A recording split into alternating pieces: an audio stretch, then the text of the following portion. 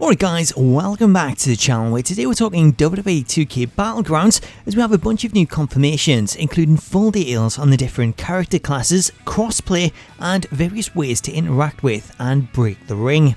Before we get into any of that though, if you're new to the channel and you want to stay up to date with all the latest wrestling game news, then please do hit that subscribe button and turn on notifications so you don't miss out on future videos. So with that out of the way, let's start out with a look at the different classes, as there's 5 different classes to choose from, including Brawler, Technician, High Flyer, Powerhouse and the All-Rounder. Taking a look at the High Flyer, here we can see that this class has a huge advantage when it comes to speed, stamina and aerial combat. However, to compensate for that, they also suffer from extremely low health and weakened punches. Completely opposite to the High Flyer, we have the inclusion of the Powerhouse, who features 5 times as much health and punching power as High Flyers. However, their biggest weakness is low speed and stamina.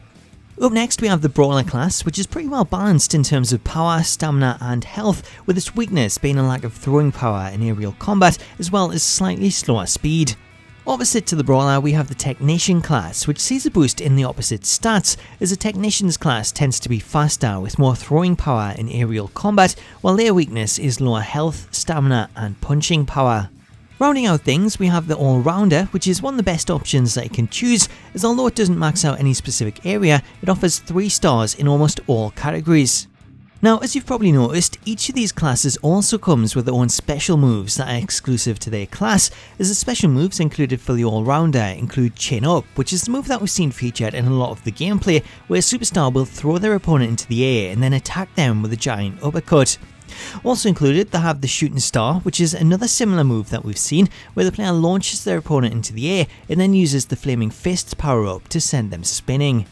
The good thing about this is that now we know that these moves are special moves for the All-Rounder class, then this explains why we've seen so many of them in the trailers and why so many different people have that move, meaning it's not a case of everyone having the same moveset, it's more a case of superstars in the All-Rounder class having that move available as a special move. Switching over to Technician, the special moves here include the Fist of the Dragon, which is a mighty back fist strike, and the Power Surge, which is an explosive release of energy that sends your opponents flying, similar to the screenshots that we've seen a few weeks back. Moving on to High Flyers, their special moves include Whiplash, which is a top rope rolling savate kick like the one that we've seen Kofi use in the trailer. Then they also have the High Knee, which is a bicycle knee lift.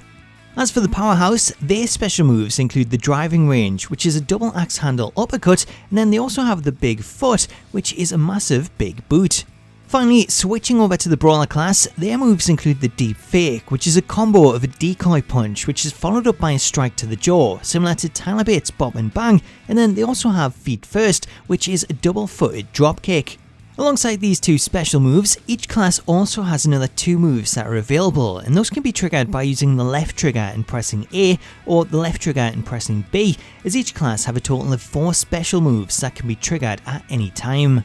So that's all the different classes and the special moves. However, switching topics, something else that I want to cover is the confirmation of crossplay, as this was confirmed by the game's options menu, where you'll notice the option to turn crossplay on or off.